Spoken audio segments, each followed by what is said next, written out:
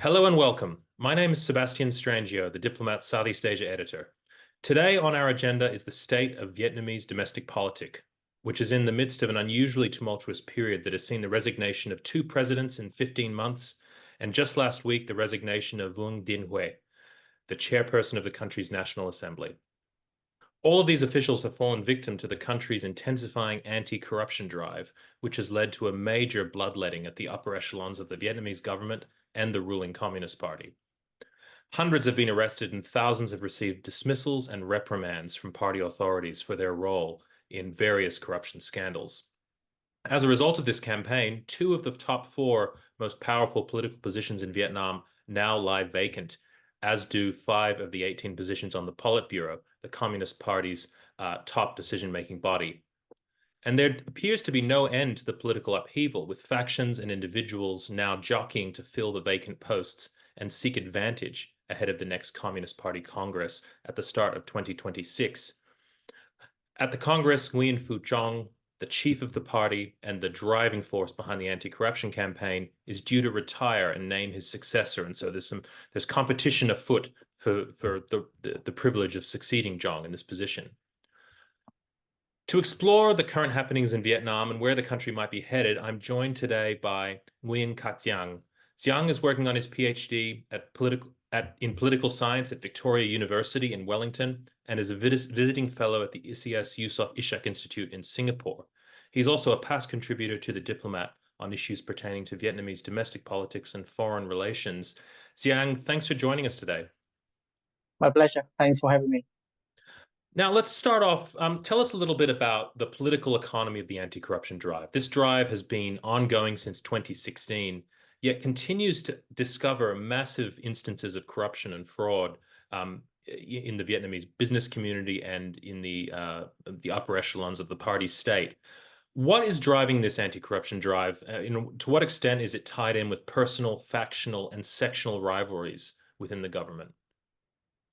Well, I think at first we would have to be aware that actually this is not the first time that the Vietnamese Communist Party initiated the anti-corruption campaign. We have seen many campaigns in the past, but it is definitely probably the most intense and the unprecedented anti-corruption campaign ever in the history of the Communist Party in terms of the scope, the level of punishment, and the number of high-level officials punished and disciplined in the campaign. So I think we have to get back to the past around 15 years ago in 2006 to understand the course of the anti-corruption campaign. And at that time, Vietnam was just committed to the World Trade Organization and was a rising star in Asia for its emerging economy and its good place for international investors. But at the time, there was also a lot of concern about the campaign corruption and rent-seeking behavior, especially from the state-owned enterprises and the collusion between private businesses and state regulators. So Nguyen Phu Trong at the time was the chairperson of the National Assembly, and he was a really committed theoretician of the Communist Party. And he considered that if the party could not root out corruption, then the legitimacy and consequently the resilience of the party would be in danger. So when he was elected as the General Secretary in the first time in 2011, he initiated the anti-corruption campaign in order to root out corruption. And from then we know that that's the rest is history. So the anti-corruption campaign we are seeing now at first was a personal motivation from Nguyen Phu Trong. But then after 2016, when he was re-elected for the second time and beating up the Prime Minister Nguyen Phu Trong, then his rival, then we see that the anti-corruption campaign now actually has a life of its own, because when Nguyen Phu Trong delegated a lot of power to the executioners of the anti-corruption campaign, including the Ministry of Public Security and the Central Inspection Commission and the Central Internal Affairs Commission, and then those internal affairs institutions, they have immense power to punish whoever in the system that they wish. So this actually creates another division among different factions inside the party, because when the anti-corruption campaign, it empowers some factions like the MPS and the CIC, while the other factions, especially the technocrats, they actually, are threatened their own existence. And so, because of that, we see the dynamic of the anti-corruption campaign, is moving from a personal motivation of Nguyen Phu Trong and other conservatives in the party to root out corruption. Now come to an intense, kind of like a big combination of both motivation of party to root out corruption and the motivation to crack down on rivals, especially when we are moving towards 2026, when a new leadership transition in Vietnam will take place. So I think it's very complex factors in Vietnam when we consider anti-corruption campaign. It has a lot of dynamics in itself, both from the sense of crisis among the party about corruption, and also the kind of like manipulation of anti-corruption campaign to root out rivals, and also the need from other administrators to build up a new environment after crackdown on corruption. So I think it's kind of like complex when we see the situation that is unfolding now in Vietnam. Right. And with the next party congress due in just under 2 years, do you see any end to any immediate end to the intensification of the campaign and this spate of high-level resignations and sackings? Is anyone at the upper echelons of the party safe? Well, I think Nguyen Phu Trong and other party leaders, especially the elders, they probably want to have more stability, because normally in Vietnam, when you come to a new leadership transition, you want to have some kind of like calm situation when you actually can make strategic choices about the personnel. But then, it's really hard to think that the anti-corruption campaign on the blazing furnace will stop now, because it's like you are, jumping on the back of the tiger. It's just run and run. There's no way for you to get out the back of the tiger without injuring yourselves. And so here, what we are seeing now is that there is a lack of authority who can, calm down the situation, who can make peace among different factions.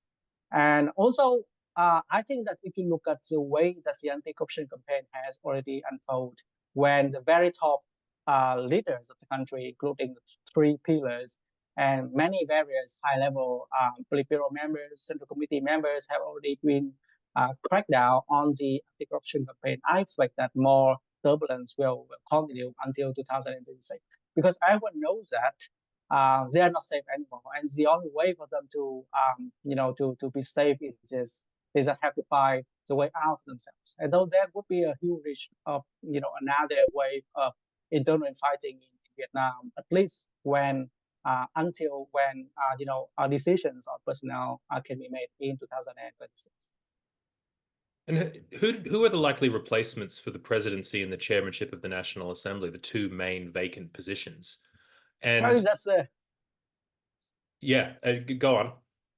Yeah, I think that's a very big question. And I mean, like, if you look at the party documents, all of those regulations on the eligibility and the criteria of the top leaderships, I don't think we can find anyone who actually fully eligible for the positions.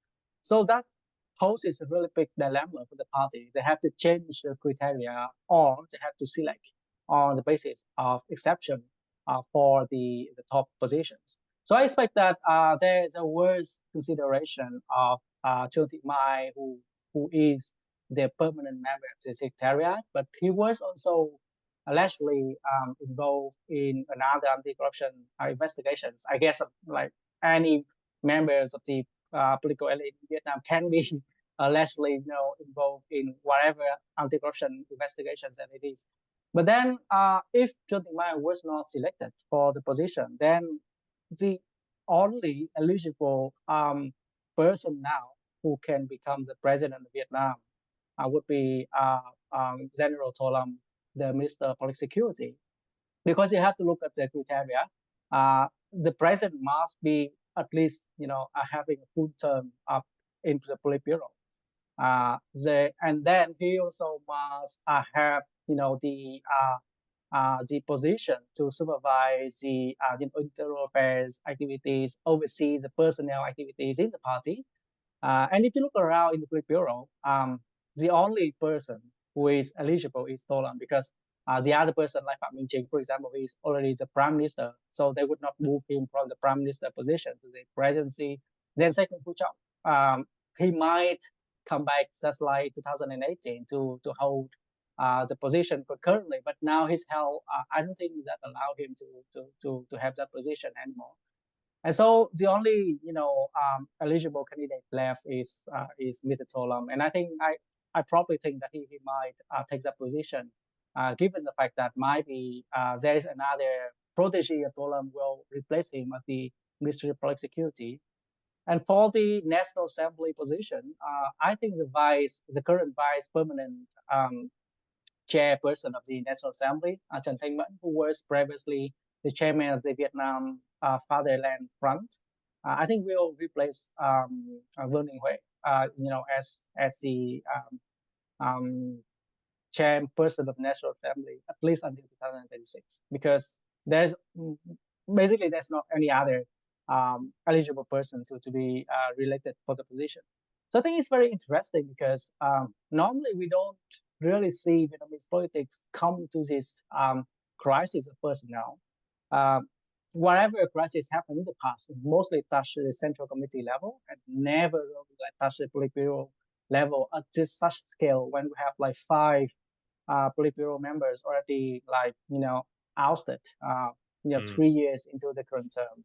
And so I think there would be a possibility that the Politburo must elect additional members to replace some other positions left in the Politburo. Because when you make some reshuffle inside the system, you have other vacancies. And so you have to move people in to replace on those vacancies. So I think there would be I think there would be a big reshuffle in the Politburo in the coming months, because the party really, I think they want to stabilize the situation before next year, when there will be a running of the of the campaign for the leadership transition in 2026.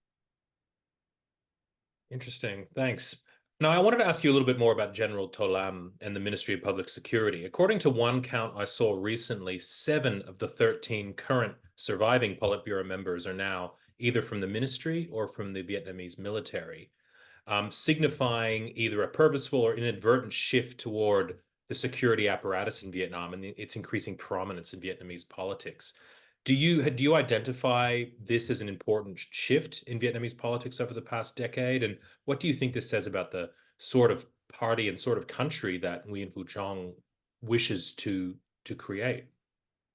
Well, I think that's definitely not the idea of General Secretary Nguyen Phu Trong when he initiated the anti-corruption campaign, because if you look at Vuong Dinh Hue and Vuong Thương, those are the people that Nguyen Phu Trong really wanted to plan for the next leadership transition, because he saw in those people, the sense of responsibility and the sense of technocracy that can help guide the country forward. But of course, because in the context of the anti-corruption campaign, Vuong Dinh Hue and Vuong Thương were ousted, and also their political careers ended as well. The things that we're seeing now in the composition of the Politburo, I don't think it's just a big surprise, because 15 or 20 years ago, we also had the same composition.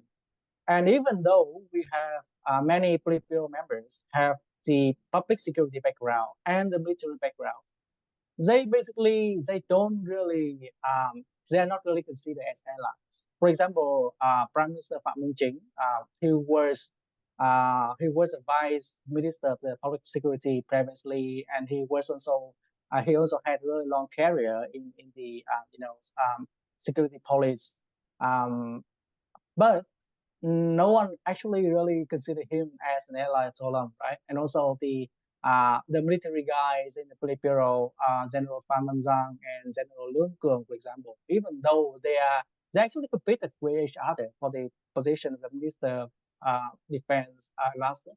So I think the thing about the process of more people with security background in the Politburo is not an indicator of Vietnam becoming a more police state, in the sense that they are kind of like a unitary leadership core, which are security heavy. Let's say Nguyen Phu Trong, for example, he was considered as very business-minded and liberal prime minister, but he was the vice minister of public security once, and he has a huge career in the ministry of public security. But what I actually really concerned about this composition is that there is a serious lack of technocrat. So in the 13 remaining members of Politburo, all of those people with public security backgrounds you mentioned, and all of those members who grow up from the party agencies, they don't really have a lot of expertise in economic and in governance. I think that poses a bigger risk than the risk of Vietnam becoming a police state, because I think Vietnam now is facing multifaceted challenges from climate change, foreign policy, and economic slowdown. And if you don't really have a really strong leader who is at least has some expertise in economic governance and in foreign affairs, for example, it's really hard for Vietnam to navigate all of those challenges. So I think this, for me, it is more of a bigger concern than Vietnam becoming a police state, which of course, I mean, like is also a big concern as well, right? Because of the recent wave of crackdown on civil society and news media, crackdown on activities in Vietnam. But yeah, I mean, like if you look at the condition, there are other concerns rather than Vietnam becoming a police state. Right, and this sort of brings me to my last question, which is about the possible, secondary implications of this anti-corruption drive and the instability associated with it. Vietnam has tried to package itself as an attractive destination for foreign, particularly Western investors concerned about over-reliance on Chinese-centered supply chains. What impacts do you think this campaign and the bloodletting at the upper levels of Vietnamese politics has had on the economy in general, and this goal of attracting foreign investment more specifically? Well, I think the impact on the general direction of the country will not be much. Anyone who will lead Vietnam in 2 years, they always depend on the performance-based legitimacy, which means that having better economic growth and stabilize the society in order to have more investment coming in order to gain legitimacy from the population. So anyone, whether they are conservative or liberal, they always demand more foreign investment into the country. So the general direction, I think, is safe. I don't think there will be any significant change in terms of foreign policy about hedging between China and US. Such change would not be be at risk. But nevertheless, I think the biggest concern, like I said, is a lack of the technical understanding of the situation, how to handle day-to-day governance, foreign affairs, economic governance, climate change. The people who with very security-heavy backgrounds, they would not. I don't think they would be dedicated enough to be able to navigate Vietnam through such challenges. They would they must have some people with knowledge on such issue in order to have Vietnam become a better place, not only for international investment but also for Vietnamese themselves, because there's growing a number of Vietnamese middle class that demand better environment, better political situations, and better economic situation as well. And so what we are seeing now, all of those negative consequences of the anti-corruption campaign, including the bureaucratic paralysis, where bureaucrats, they are so afraid of making decisions, they are not approving any kind of projects, whether civil society projects to even like foreign investor projects. That's really, really bad for Vietnam's reputation as a destination for for investors, because I mean, Vietnam, of course, is very ideal place, standing in between China and US, and a biggest benefiter of the great power rivalry. But at the same time, we are competing with Indonesia, Philippines, Malaysia, and other countries who are also very, attractive in terms of investment destination as well. So if Vietnam do not have the, technocrat expertise in order to navigate all those difficulties and improve the business environment. I think Vietnam is at risk of being left behind by other peer competitors, not only in the region but also in the world. So I think that's the biggest risk, because bureaucrats now, they are not innovative. They are very conformative because they are afraid of being drawn into the whatever anti-corruption campaign investigations might have. And so the biggest question, the biggest concern for the next leadership of Vietnam is that how to smoothly get back to normal, and how to smoothly get the the bureaucrats and the capitals to just be innovative and to work on their duties without the risk of being disciplined like they have been in the past 10 years of the anti-corruption campaign. And I think that also have a huge implication for the anti-corruption campaign itself, because when you talk about campaign language in communist countries like Vietnam and China, we only talk about a short and intensive period of mobilization efforts.